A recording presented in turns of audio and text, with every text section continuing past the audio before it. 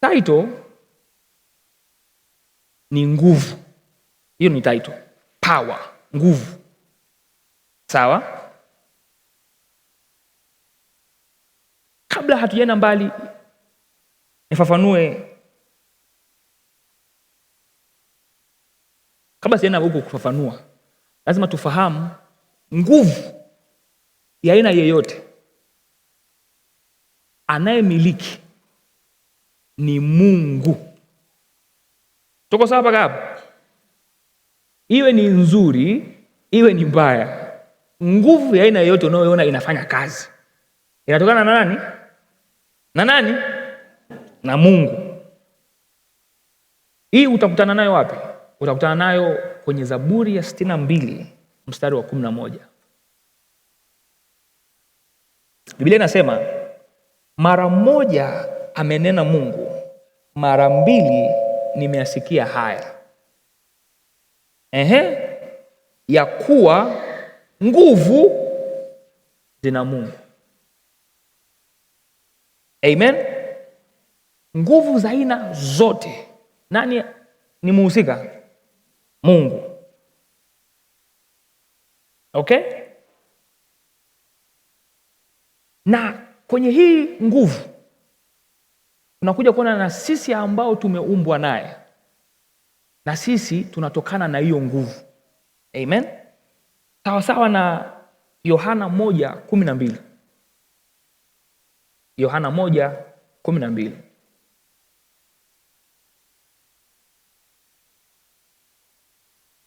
Yohana 1:12. Tumefika hapo? Haleluya. Biblia inasema hivi, bali wote waliompokea aliwapa uwezo wa kufanyika watoto wa Mungu. Amen. Ndio wale waliaminio jina lake. Amen. Kwa tunakuja kuona kwamba sisi mpaka tunakuwa watoto, kuna nguvu ambayo iliwekwa ndani kupitia kumkiri Kristo Yesu. Nguvu ikaachiliwa kwetu. Kwa hiyo wewe mpaka unakuwa ni mwana wa Mungu, mtoto wake. Maana kumbuka hapa, wewe sio mwana bado, wewe ni mtoto. Kwa hiyo unaekewa nguvu ya kuweza kumuakisi baba. Sawa? Kwa hiyo cha kwanza tunaona nguvu zote ni za nani? Ni za Mungu. Alafu kumbe na mimi pia nina nguvu ndani. Kwa sababu gani? Kwa sababu mpaka ninaitwa mtoto wa Mungu, manake niliachiwa nguvu ya kufanana na huyo ninayemwita baba. Tuko sawa? Okay. Sasa mimi kuitwa mtoto wa Mungu, manake ninaachiliwa nguvu ya kutembea kama huyo aliyeniachilia hiyo nguvu. Sawa? Okay. Sasa tufafanue nini maana ya nguvu. Tumeshajua nguvu ni za Mungu na mimi pia nina nguvu. Sasa hii nguvu ni nini?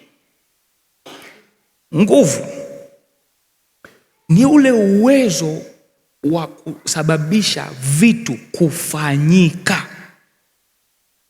Ni ule uwezo wa kusababisha vitu kufanyika.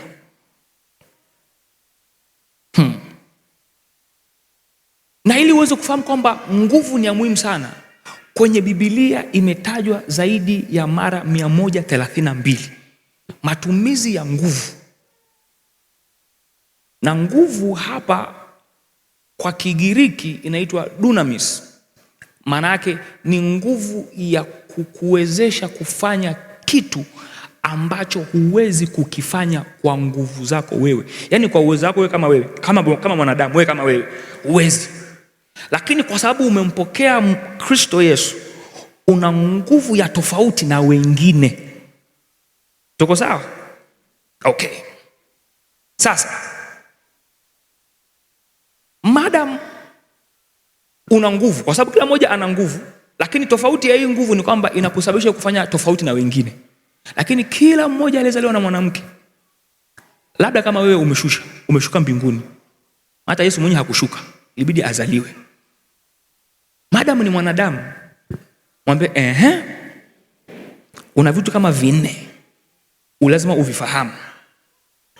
Madam wewe ni mwanadamu, 1, nguvu ndio inayokusababisha wewe kuwepo. Nguvu ndio inayokusababisha wewe kuwepo. Power is the reason that you exist. Maana yake ulikuja ndani ya nguvu 1, sawa?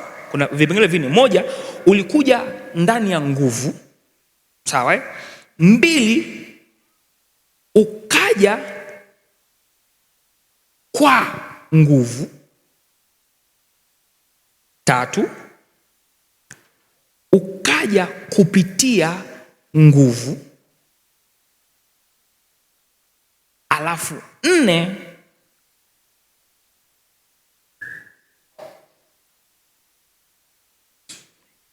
you came with power. Kwa hiyo ya kwanza you came in power, ndani ya nguvu, sawa? You came by power, maana yake ni kupitia, si ndio? You came through power, alafu kaja with power, pamoja na. Maana yake hii ni nini? Maana yake uko equipped, umetosheleka. Maana yake tokea unazaliwa Mungu alikudesign kuja katika package ya nguvu. Sawa eh? Sawa. Najenga msingi ili ninavyoenda mbele mtu apate kitu.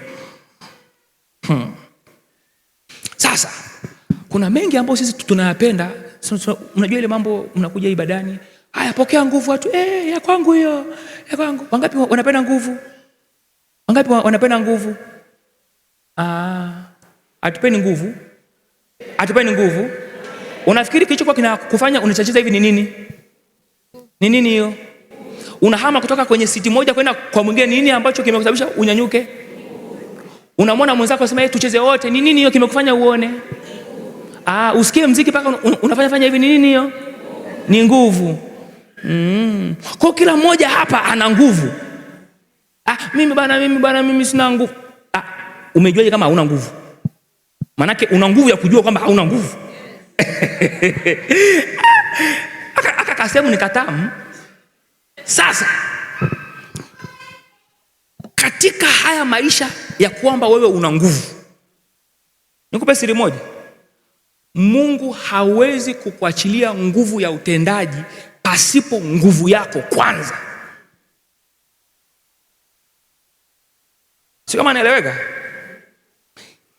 Lazima uactivate nguvu yako ili Mungu aachilie nguvu yake iweze kuonekana kwenye maisha yako.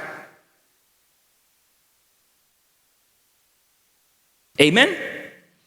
Maana yake sasa tunakuja sasa kwenye somo. Mwambie somo. Wangapi wanapenda kutoa? Wangapi wanapenda kutoa? Wangapi ni watoaji wanapenda kutoa sana? Sasa mimi ni mtoaji, mimi ni mtoaji. Wangapi? Haleluya. Niwaambie kitu. Unaweza kutoa kitu ambacho huna. Nauliza tena, unaweza kutoa kitu ambacho huna? Kabisa. Unaweza au huwezi? Haiwezekani. Katika kanisa tumekuwa tukidharau au hatujawekea umaanani nguvu inayoitwa nguvu ya kupokea, receiving power. Nguvu ya kupokea. Hauwezi kutoa chochote kama nguvu ya kutoa hamna. Tuko sawa? Manake cha kwanza, ili Mungu aweze kujionekania kwenye maisha yako, lazima kwanza utengeneze nguvu au uiactivate. nguvu ya kupokea.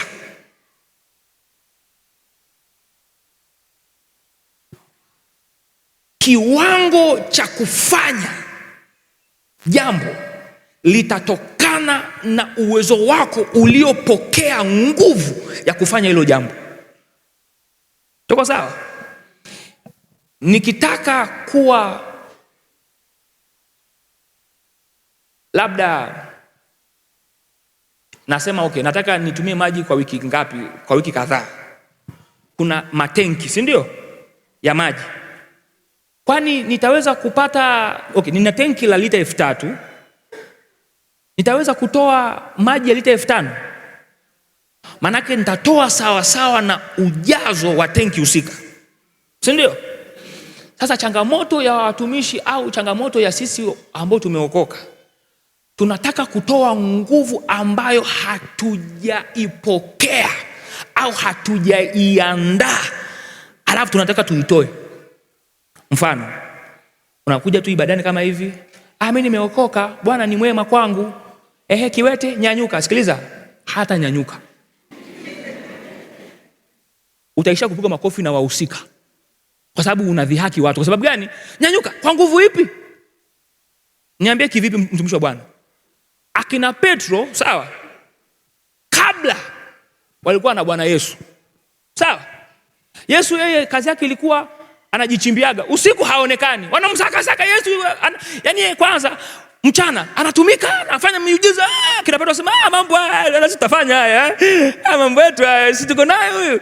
Alafu usiku jamaa haonekani. Kumbe anaenda kufanyaje? Ana activate nguvu ya kufanyaje? Anapotea, anapokea nguvu usiku. Alfajiri yuko nao, tuendelee tena na mengine tena nikatoe. Akina Petro kwa sababu walikuwa hawajui, sema si ndo akaja yule mwenye kifafa, akasema mambo ya Yesu haya tunayaweza, mambo ya Yesu haya, nyanyuka watu hola, nyanyuka hola. Yesu akamwambia, sikilizeni nyinyi, mtanitia aibu. Sio kila kitu kinawezekana hivi hivi.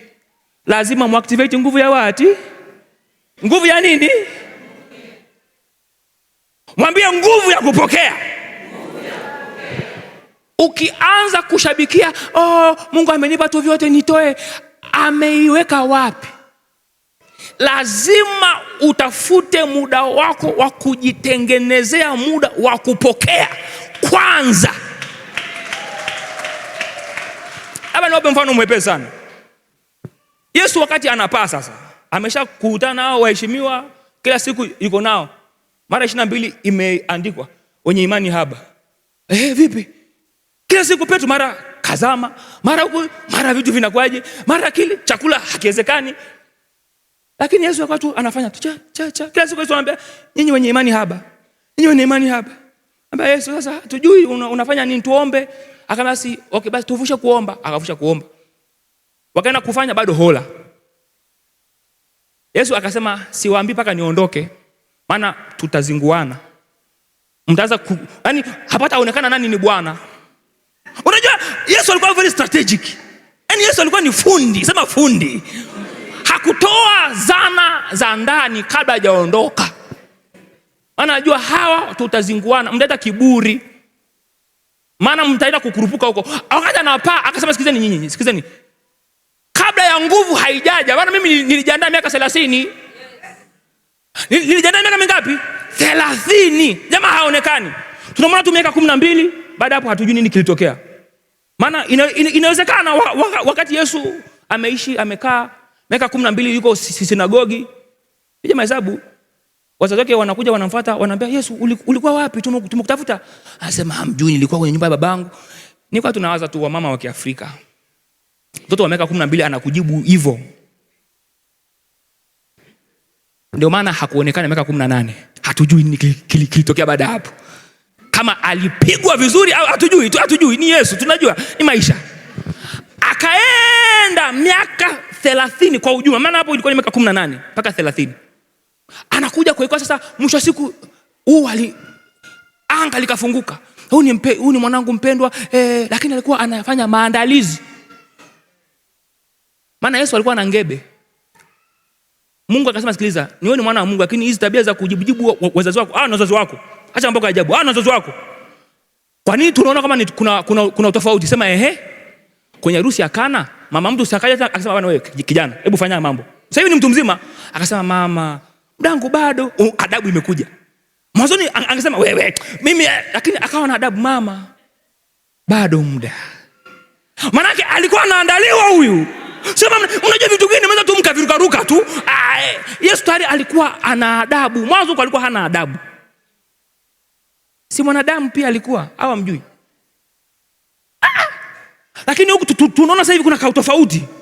Anajibu vizuri sasa hivi. Mama yake anamjibu vizuri kwa sababu ya adabu. Sasa hawa wahusika waliokuwa wanachosa hii nguvu, Yesu akasema sikizeni, siwezi kuachia hii nguvu mpaka mjifunze kupokea kwanza. Ndio maana wakaachwa kwenye nini? Ile nyumba, wale 120 wakaachwa kwanza Yerusalemu, wakaambiwa hivi, msizurure. Maana yake kabla hujapokea nguvu, acha kutangatanga. Mwambie mwenzako, acha kutangatanga. Tulia sehemu moja. Sio kama Mungu hayupo, yupo, lakini anaangalia umeiva vizuri ya kuachia hiyo nguvu. Mungu niko tayari. Umefunga siku 2. Mungu inatosha sasa hivi, nipe nguvu. Hamna. Unataka wa maelfu waokoke. Kuna gharama ya kulipa kwa ajili ya hao maelfu. Kwa nini ambacho nataka kukisema hapa? Nachotaka kusema ni hivi. Nguvu ya kupokea inaendana na subira.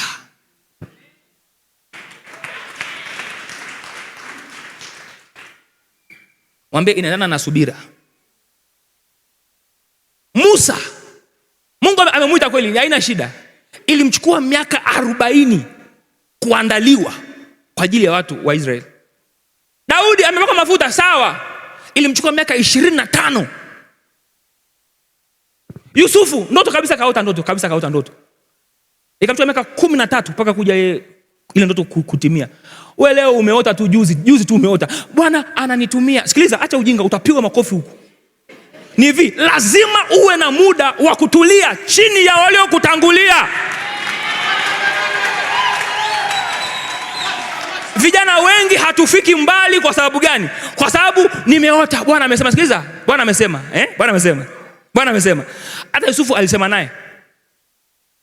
Anakuja kusikiliza kile kitu chenyewe kabisa, ni miaka 13 imeenda. 10 na ngapi? 13. Wewe leo umeota, leo unaambia mtumishi tulia hapa kwenye maombi, funga. Nimeota na Mungu anidanganyagi nimeota. Sikiliza, si kwamba hadanganyi, ni kweli hadanganyi, lakini lazima uwe na muda wa maandalizi. Lasi hivyo ndo maana unakuta watumishi wengi wanapaa ghafla kwa sababu ni mifupa haijakomaa kuhimili dhoruba ambayo iko nje. Lazima utambue katika kipindi cha kusubiri ni kipindi cha kutengeneza, kwa sababu receiving power goes with weight. Ile nguvu ya kusubiri inaendana na nguvu ya kupokea. Usisubiri kwa manunguniko. Subiri ukiwa na furaha kwamba muda ukifika atafanya.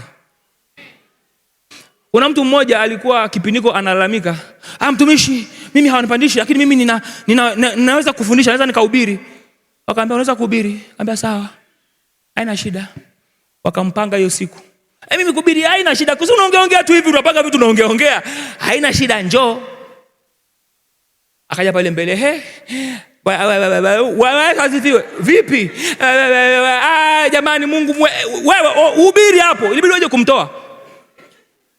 Kwa sababu hawafahamu kwamba kwenye swala mpaka usimame hapa mbele kuna magoti yanahusika. Ukiona mtu anahubiri, anafundisha, wanasema, Mungu nakushukuru, nimepokea. Haikutoka juu mtumishi. Kuna mtu alikaa usiku anaomba rekoshekatel velahankle vruzipro dileheta lakash nifronosiakla kwa ajili ya watu. Unafikiri ni show? Jaribu one. Niwaambie kitu. Stefano kabla ya muda akaanza, alipigwa mawe. Huko ni kwa sababu kuna wengine hawajakomaa. Acha niache. Mwambie mwenzako hivi, jifunze kusubiri. Na labda nikwambie, hakuna mraba wote unaotembea ambao hakuna mtu amewahi pita hapo. Kila nafasi Mungu anokupa, kuna mtu aliyetangulia kabla. Watafute. Kaa chini yao, waambie, mtumishi, ulipitaje hapa? Mtumishi, mimi siwezi kuacha uzinzi. Sikiliza, kuna wapo walioshinda hapo. Wafate. Mimi mtumishi siwezi. Sikiliza, acha ujinga, wapo. Tafuta watu wazima. Sio mama Elomo, ukipaka mtu afika umri huu, watu wanamheshimu. Kwani alikuwa naye hawaki? Unafikiri alikuwa hawaki?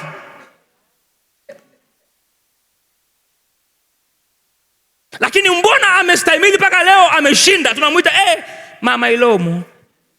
Mama Elomo. Lazima ujifunze, fata watu waliokutangulia ujue umeshindaje.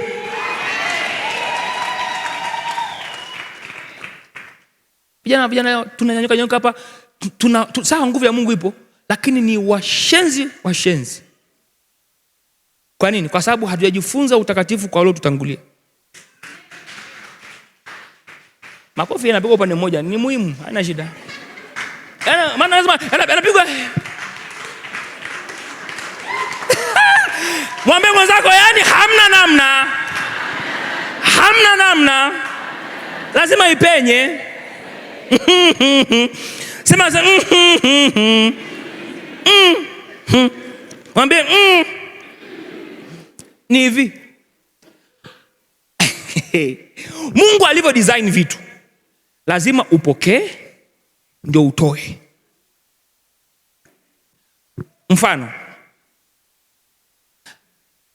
wewe sasa hivi unasema mimi nataka tu mtumishi niwe na nguvu, nifanye vitu vikubwa. Kibinadamu tu, kibinadamu, sema kibinadamu. Alafu ukawa tu unakunywa maji. Unafikiri maji yanakupa nguvu? Maji yatakupa nguvu? Maji kazi yake ni kwa ajili ya mmeng'enyo na kufanya uzidi kubaki katika ile inadili na damu yako, sawa? Fluid ile, sawa? Sasa vitu vya energy, nini ambacho inabidi ule? Vyakula gani? Vyakula gani? Au ni chochote ambacho kipo? Kuna vyakula maalum ambavyo ukitaka hiki lazima upitie hiki, si ndio? Vivyo hivyo, ukitaka utumishi wa aina fulani, kuna njia yake. Ukitaka utumishi wa aina fulani, kuna njia yake. Si kama naeleweka? Kwa sababu chochote ambacho utakachokiingiza ndicho utakachokitoa. Hautatoa nje ya hiko utakachokiingiza. Utakuwa ni muujiza wa ndoto. Sema amen. Sema amen. Naingia kipengele kinachofuata. Sema sema mwambie mwenzako, leo nasikia raha. Nimefikiwa. Mwambie nimefikiwa. Mwambie nimefikiwa. Ukisoma Wakorintho wa pili 12:9.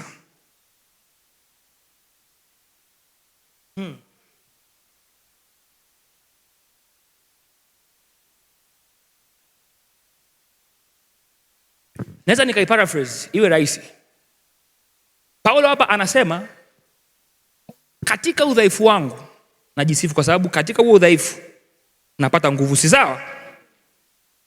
Maana yake ni hivi, ili utembee katika hii nguvu ya kupokea, sawa?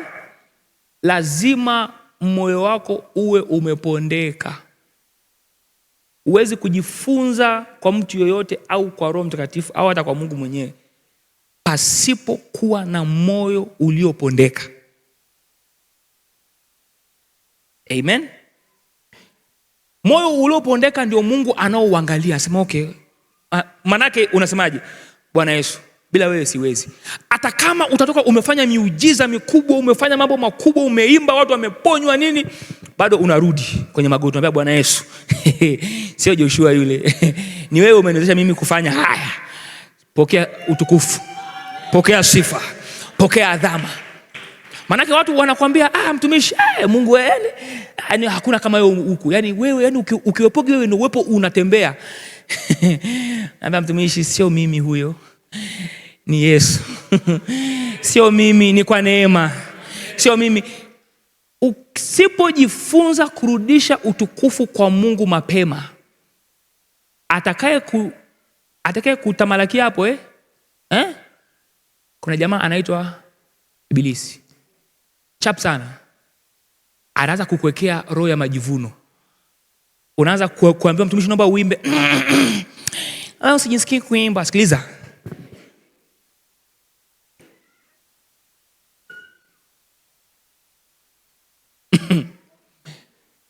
Mtumishi, naomba basi uje kuongoza Morning Glory. No, yani unajua mimi jana my friend, huo moto unaowaka utazimwa. Moyo uliopondeka ndio Mungu anaotafuta. Ukiona hawa waheshimiwa mpaka leo wapo hapa, sio kwa sababu kulikuwa hakuna mapito, sio kwa sababu kulikuwa hakuna dhoruba, lakini yote wanaopitia wamefanya makubwa. Mungu ameponya kupitia wao, lakini muda ukiisha bado tena wanarudi magotini, wanasema Bwana Yesu, ni wewe. Ukiona ifuata iko hivi, sio kwa sababu ya mtu mmoja.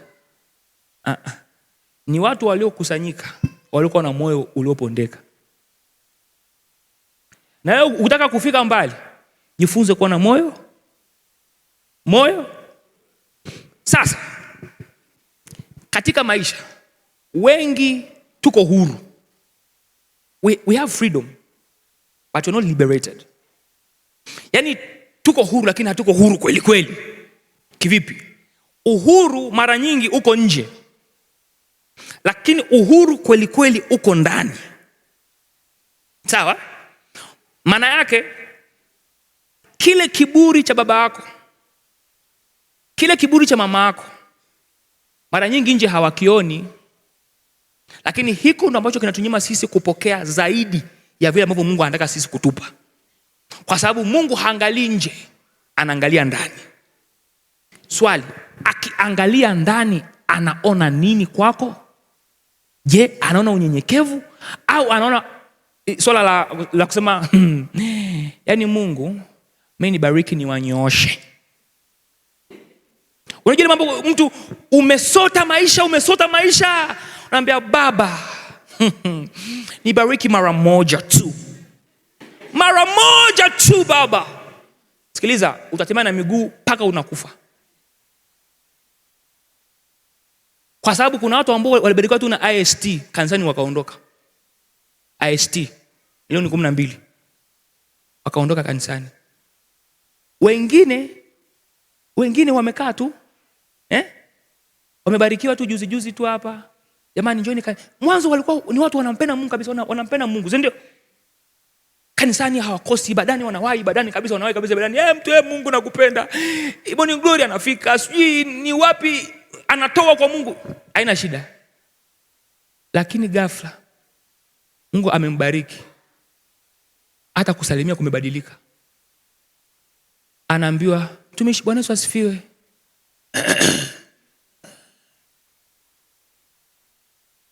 Salama.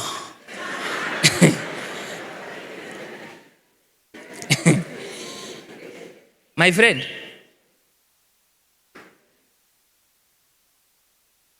baba juzi ndo akasema Mungu anakubariki, umekaa na mke wako ndo anakuombea kila siku, umebarikiwa. Ghafla unaanza kusema eti ndo macho eti yamefunguka.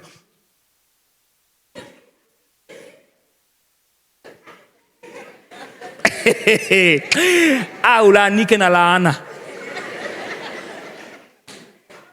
Mwanamke anayekutabikia tokea kwenye kikoroboi, umepanda kwenye chemli, umepanda kwenye zile za kupampu, umepanda sasa una tube light, kabla tube light ni tube light umepanda hizo sasa. Alafu unaambia eti Unajua mke wangu sikuona vizuri. Nakwambia ulaanike.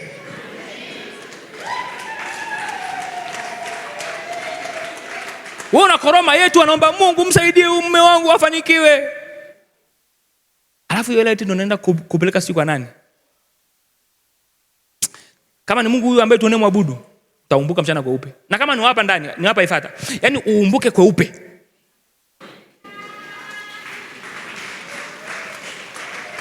Manake kwa kadri Mungu anavyokunyanyua, jifunze kushuka. Njia ya juu ni chini. Mwambie mwenzako njia ya juu ni kushuka. Uimara wa jengo ni kutokana na msingi wake. Ukiona mti ni mrefu, mizizi imeshuka sana chini. Maana yake ni nini? Kwa kadri Mungu anavyokunyanyua, zidi kushuka. Kama ulikuwa unamwambia Bwana Yesu nakupenda kwa dakika 10, ongeza 20. Kwa sababu anayekusubiria hapa nje ni Ibilisi. Na akija hajagi na mapembe. Anakujaga kama malaika wa nuru. Kumuona ni kazi. Kwa sababu wataanza kukusifia ni wale wa karibu yako. Mtumishi, Mungu anakutumia vizuri sana. Hakuna kama wewe. Yani wewe ukisimama, wewe ndo kila kitu. Ukiona upuzi umeanza, anguko liko mbele. Chondi. Ukiona hizi sifa zimezidi, mtumishi, baba. Yani wewe ukihubiriki baba, wewe tunaponaga sisi. Sikiliza, ukizisikia hizo zinakuja mara kwa mara. Ukimaliza pale kusikia hizo kelele zako, kelele hizo, rudi ndani, jifungia mbele Bwana Yesu, sio mimi. Chukua utukufu, chukua. Watakuua kwa sifa.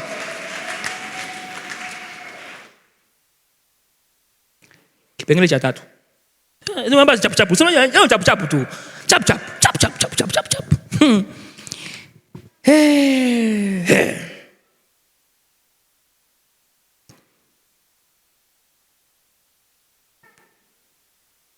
Sasa ukijifunza kuwa mnyenyekevu, ukajifunza kukaa na Kristo Yesu, kwa sababu yeye ndo atakayekupa unyenyekevu. Ni kwamba nini kinaanza kuja kwako? Isaya 40:28. Isaya. Tumefika hapo?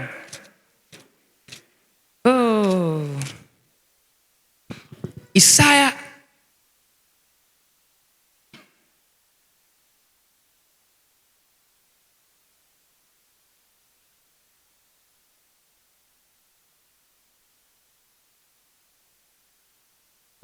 tumefika?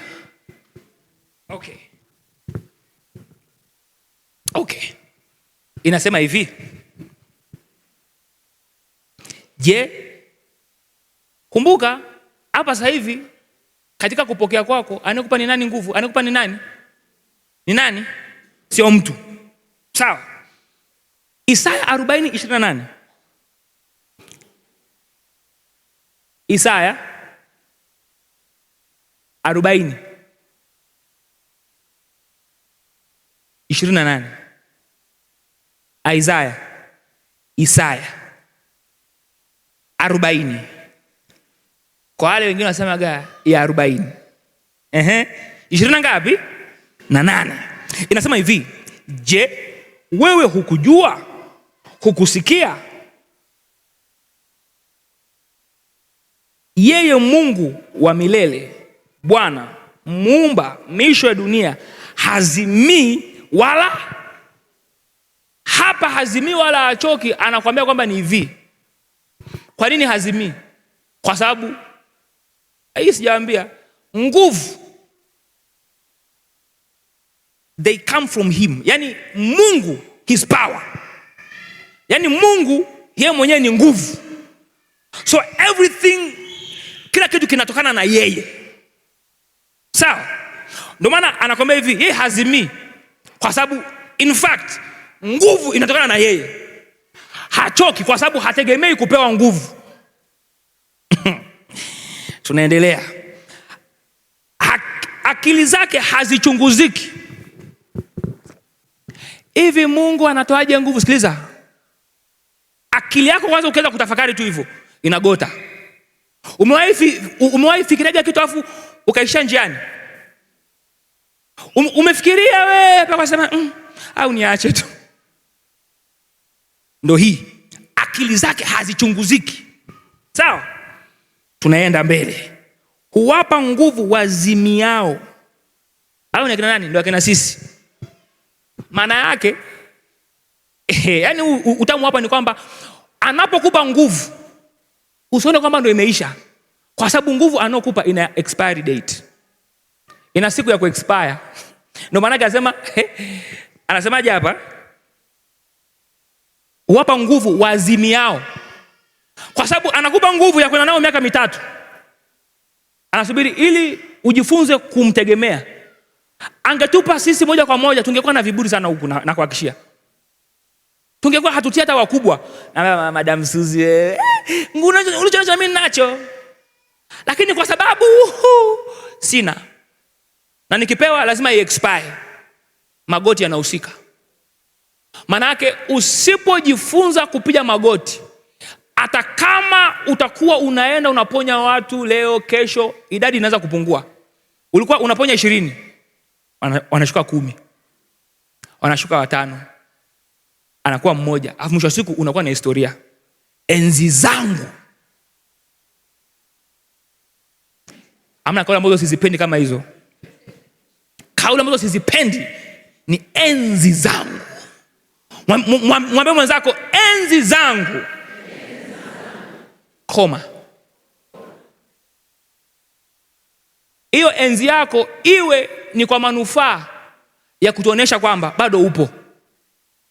Mfano, nasema enzi zangu ni kwa Mungu alikuwa anatumia anaponya watu 20, lakini enzi za sasa naponya 100. Lakini mambo ya kwa historia, enzi zangu nilikuwa naponya 40, lakini tokea unatuambia hizo historia. Ni mwaka wa 8. Hujanyanyua hata kiziwi, hajanyanyuka. Hata ski. Mwisho siku unaweka section tu, jamani wagonjwa wakae kule, wana ibada inaisha, wanaondoka. Na bado unasema enzi zangu. Sikiliza, tutakutoa hapo mbele. Kanisa la historia halinogi. Kanisa liko hai. Yesu ni yeye yule jana, leo na hata milele. Kwa nini wako ni wajana tu? Mwambie mwenzako, kwa nini wako ni wajana tu? Ni wajana tu kila siku. Mtumishi, yani mimi kipindi hiko mwaka 2005 nilikuwa nikisimama watu wana Sasa hivi hamna cha wala we. Manake unatufundisha kwamba na sisi tuwake afu tupoe. Shindwa. Mwambie mwenzako hivi, wewe na historia zako. Wewe leo mwisho. Nataka vitu vya moto. Mwambie vya moto. Naendelea. Kumwongezea nguvu yeye asiyekuwa na uwezo.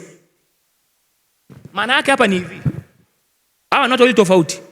Yupo yule ambaye alikuwa amemzoea Mungu kwamba anamjua. Sawa Mungu anamwongezea. Kila baada ya muda anamwongezea. Lakini bado anasema hivi, hata nyinyi ambao hamjawahi kupataga hii nguvu mnakaribishwa kupata. Ngoja nisome hapa ili muelewe, maana hata hapo hamjaelewa. Humwongezea nguvu, si ndio? Yeye asiyekuwa na uwezo wa kufanya kwa kitu husika. Unajua kuna zile mambo ambazo sema, mtumishi ni wewe peke yako ndio unaweza. Hapana, wote tunaweza. Mwambie mwenzako wote tunaweza. Wote tunaweza. Neema ipo kwa kila mmoja. Jifunze kuwa na tamanio la moyo wako. Na mimi Mungu nataka. Kama unataka jifunze kuwa na nini? Jifunze kuchuchumilia. Sema amen. Sema amen. Anasema hivi 30. Hata vijana watazimia na kuchoka, na wanaume vijana wataanguka. Maana yake ni nini? Anasema hivi, hata wale ambao wanajikuta kwamba hawawezi kuanguka wanaweza wakaanguka. Pasipo kumtegemea Kristo Yesu wataanguka. Hakuna mwanadamu ambaye anaweza bila Kristo. Hakuna. Mwambie wenzako hamna. Ukimwangalia huyo askofu wako au ni mchungaji wako anafanya miujiza au anaomba vitu vinafanyika au lakini hafungi, haombi, vitu vinaenda tu. Ni muda tu. Ni muda tu. Unaambia mtumishi tufunge. Ni mwaka wangu wa kula na kunywa. Mtumishi funga. Hapana, yani ni mwaka wangu wa kunawiri, mtumishi wa Bwana. Sikiliza, anguko lipo karibu sana. Hapa amesema watu ambao kipindiko ilikuwa ni ngumu wao kuanguka. Wanaume si vijana wao ndio wana miraba 7. Wamama soga tu wako zao ndani, unajua? Baba ndio miraba 7 inatembea lakini walianguka. Maana yake pasipo Kristo Yesu haya maisha ni bure. Mwambie mwenzako ni bure. Bila Yesu haya maisha ni bure. Sasa inakuja pale patamu 31. Sema bali wao wamngojeao Bwana watafanyaje? Ni wape ufunuo kidogo hapa.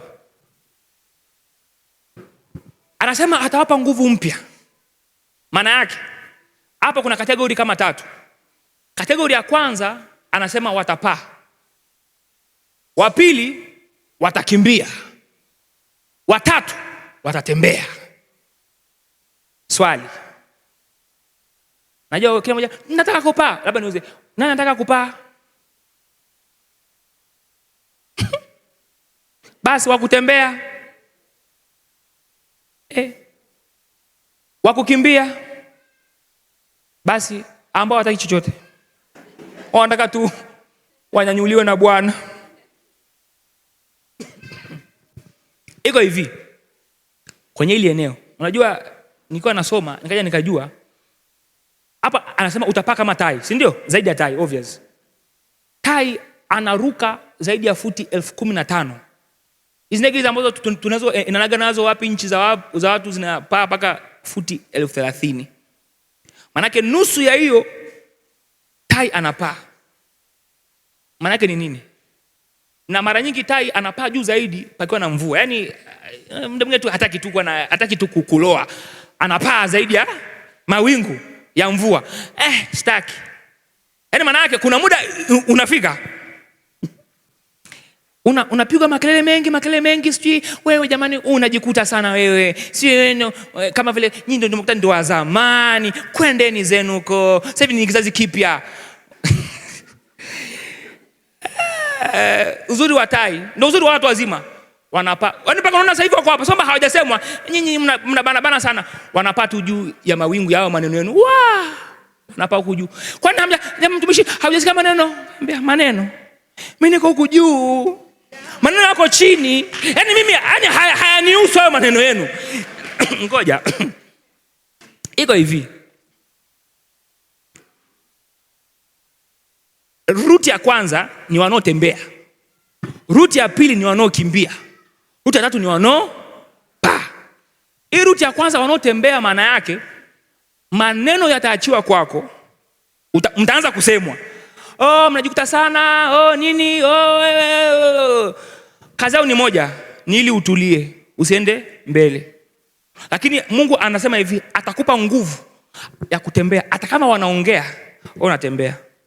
Ongeeni tu, wewe unatembea. Ongeeni. Inafika hatua wanaongea sana. Mungu anakupanisha gia namba 2. Anasema inatosha kutembea. Kimbia. Akimaliza akiona bado wanaokusema bado ni wengi sana, kwa sababu kwa kadri unavyozidi kupanda wanazidi kuongezeka. Na unavyozidi kuongezeka maana yake ni kwamba wanaokusema wanaanza kutoka mbali. Maana mwanzo wakati unatembea wanaokusema Ni watu ambao ni wapya. Ile mama sijui yukoje, anajikuta hata sielewi. Yaani basi kama vile ni wakishua. Yaani vibibi vingine bwana. Unaelewa? Maneno tu yanakuwa mengi. Na hata huna talilo hata lile. Unajua bibi watu tu unasema? Huna habari, si ndio? Umetoa zako. Mungu anaona nikikuacha kwenye hii level ya kutembea utakufa na pressure. Akamwambia anza kukimbia. Kwa mwisho siku watu wale ambao ni wa nje unawakwepa. Wanaweza kukusema ni maaskofu. Unaelewa mtumishi? Maaskofu uliowafundisha wewe madarasa ya kukulia wokovu. Yaani mama Mungu anasema ninavyoona hapa utakufa na pressure. Anaanza kukupanisha juu. Kwa sababu sasa watu wanaozidi kuongezeka, unakuta anakuja sasa kukusema vizuri ni mmeo. Ni mkeo. Yaani unajua labda pale wanasema, "Samahani mtumishi, mama Viki yuko wapi?" Anajikuta naomba huko. Unajua vitu vingine vya ajabu vya kijinga sana. Unaumia moyo. Mungu anasema ili usifie ndani. Maana unaweza ukafa huku unalala. Unalala ndio unajua sio kila mmoja anayekufa kwenye kitanda ni Mungu amemuita. Amevumilia maneno mpaka amefia hapo. Mungu sasa anakunyanyua juu. Haya mawingu, sio maana tai anapanda juu. Manake haya mawingu ambayo ni maneno ya watu wako wa karibu kuja kukudhoofisha usipae tena. Mungu anasema sasa ninachokitaka unapaa juu ya hayo maneno. Kwa mwisho wa siku inafika muda wewe hata kama wakikusema inabidi na uje kutafsiriwa kwamba samani mama fulani ulikuwa unasemwa, ni mimi kumbe nilikuwa nasemwa. Yaani unaona ile kitu mtu anakana yeye anakuchamba. Afu hata hujui nini ambacho anachosema yani. Sasa point yako ni nini hapa? Wewe hata humuelewi kwa sababu gani? Uko juu ya mawingu. Uko juu ya nini? Uko juu ya nini? Mwambie mwenzako leo hivi, hebu amua kuwa juu ya mawingu. Mwambie kuwa juu ya mawingu. Manake hautaathirika tena na haya maneno ya watu. Na mazingira, na matokeo, na manini. Hautapata shida tena. Mimi nimeamua. Ongea utakavyoongea. Hainihusu. Mwambie mwenzako ongea unavyoongea. Unajua kuna muda mwingine ukimwangalia mtumishi Suzana, yani ukimsema wewe mwenyewe ndio unakereka kabla ya kusema. Yani unajua ndio uzuri wa exposure. Mwambie mwenzako exposure. Itakuwa amesutwa na watu wa Tanga, watu hapa mjini, na watu paka wa Uingereza. Kwa ukija kwake naombea na kuangalia. Umekosa kazi ya kufanya mwanangu. Unajua mwambie mwenzako wapuuze. Kuanzia leo wanaokuletea umbea. Sema amen. Sema amen. Kuanzia leo puuza mazingira yanayotaka kukushusha. Kuanzia leo puuza ni unafiki manake. Manake kuanzia leo amua kukaa juu. Sasa ninafanya linking ya hivi vitu nilivyovisema. Ukijifunza kukaa katika unyenyekevu, sawa? Mungu ataanza kuimarisha moyo wako na akili yako.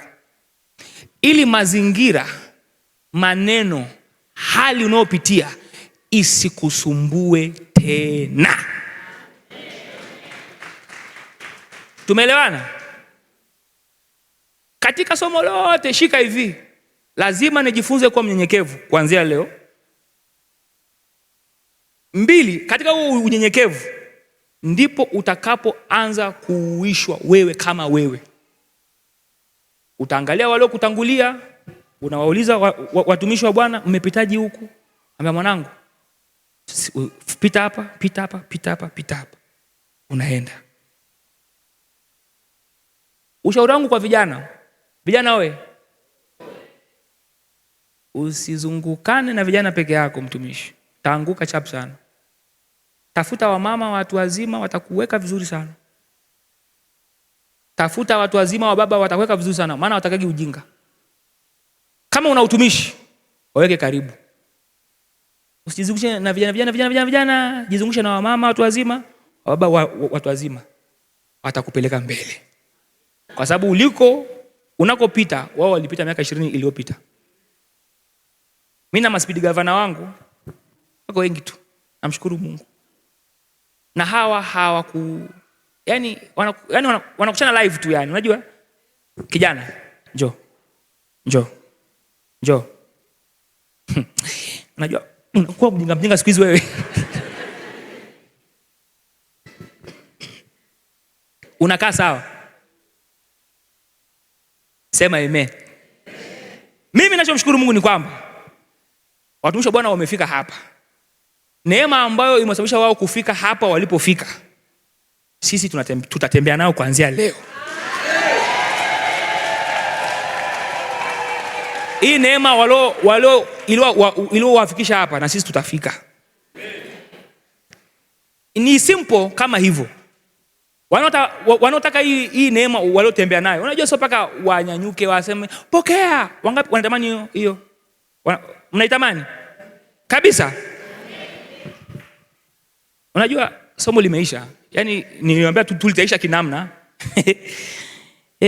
Bwana Yesu mimi nakupenda. Oh yes. Iko hivi.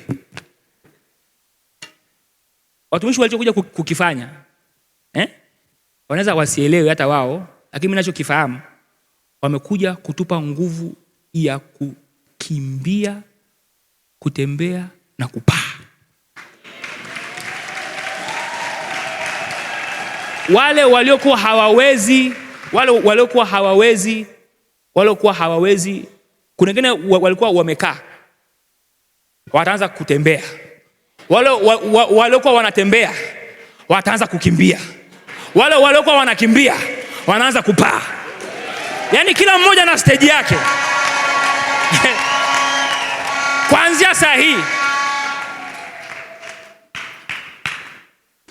Uzuri tulishaanza unyenyekevu, tulianza kwa ni mwendo sasa hivi wa kubeba sasa kutoka kwao. Sama kwa miguu yako chap chap, tuna maombi machache tu hapa. Yaani chap chap, yaani ni simple tu. Sawa Bwana Yesu. Neema watumishi walio kuja nayo. Saa hii. Tunajambatanisha nao. Kilichowafikisha hapa. Tunafahamu ni unyenyekevu. Na sisi leo tumeamua kutembea kwenye unyenyekevu. Kuanzia saa hii. Kiburi. Toka. Kiburi. Kwenda. Majivuno. Kwenda. Kuanzia leo. Majivuno. Wewe sio sehemu yangu. Kiburi sio sehemu yangu. Unyenyekevu wewe ndio unayekutaka. Kuanzia leo. Kuanzia leo. Kiburi. Kwenda. Nimeamua mimi leo. Kiburi. Majivuno. Kujiona. Nenda. Kifukuze. Ngoja. Hauombi kwa ajili ya mchicha. Ni maisha yako. Kifukuze kwa sababu hiko na ambacho kitafanya watumishi wamefika hapa. Unafikiri ni rahisi wote kwa pamoja kuja hapa? Unafikiri ni rahisi? Hii ni neema. Tena Jumapili ni neema. Kifukuze kiburi tupate hii neema. Fukuza kama vile mbwa koko ameiba nyama yako ya sherehe. Sema kiburi. Nimesema kwenda. Majivuno. Kwenda. Omba sahi. Le febragoni handele riasosh.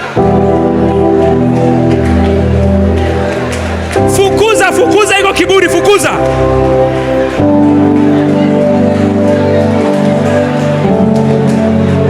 Fekabara hazole feria teleze lipronte katatala mariano shele prekata.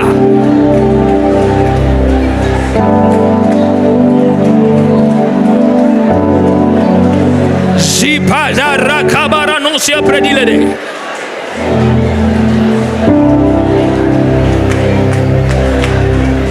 Fukuza, fukuza, fukuza, fukuza, fukuza.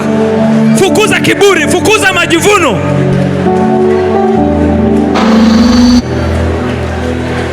Sefreketa ramanda pradulehe.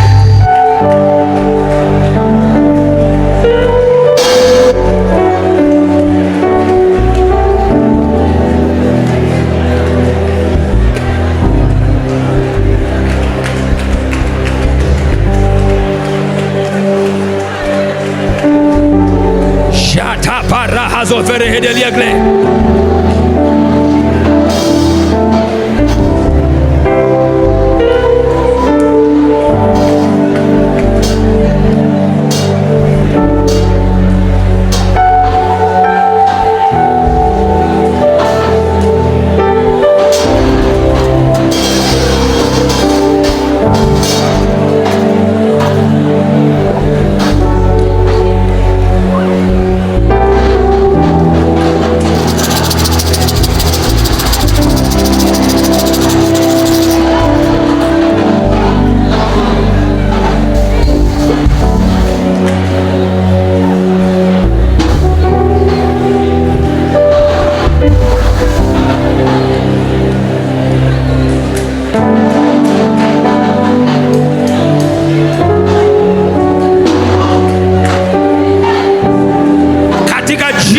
Kristo. Sema kuanzia saa hii, kuanzia saa hii, roho yoyote inayonitaka kushuka leo hautakuwepo tena, kwa sababu roho ya unyenyekevu, roho ya kupondeka ipo ndani yangu, ipo ndani yangu, ipo ndani yangu, ipo ndani yangu, ipo ndani yangu.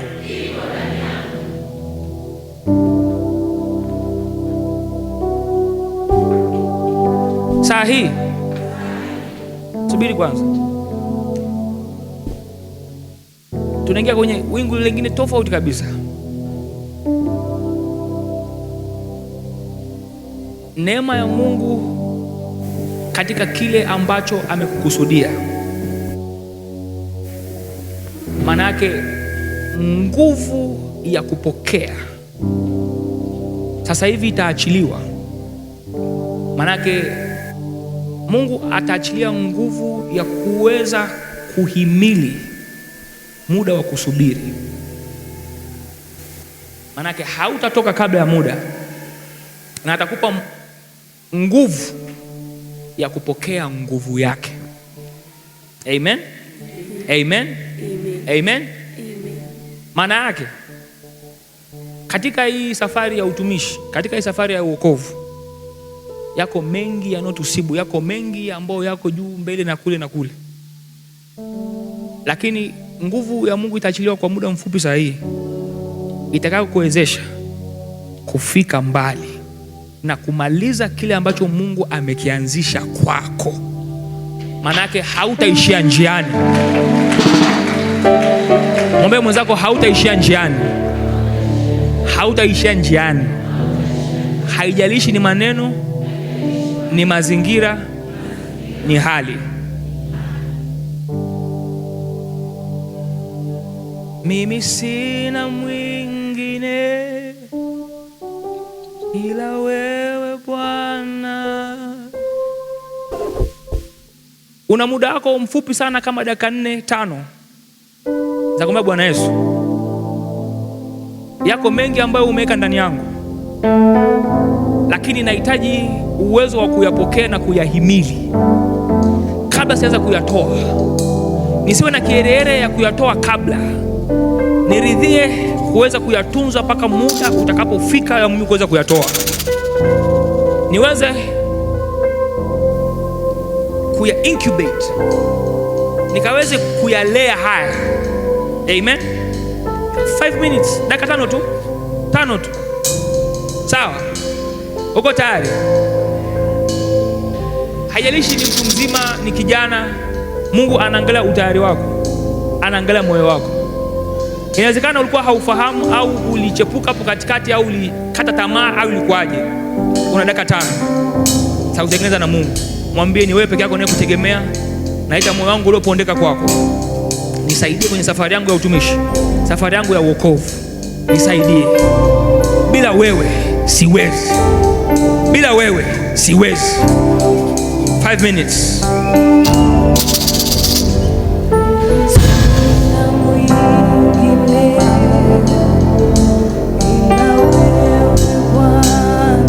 Wewe na Mungu sahihi, ni wewe na Mungu sahihi, ni wewe na Mungu sahihi, ni wewe na Mungu sahihi.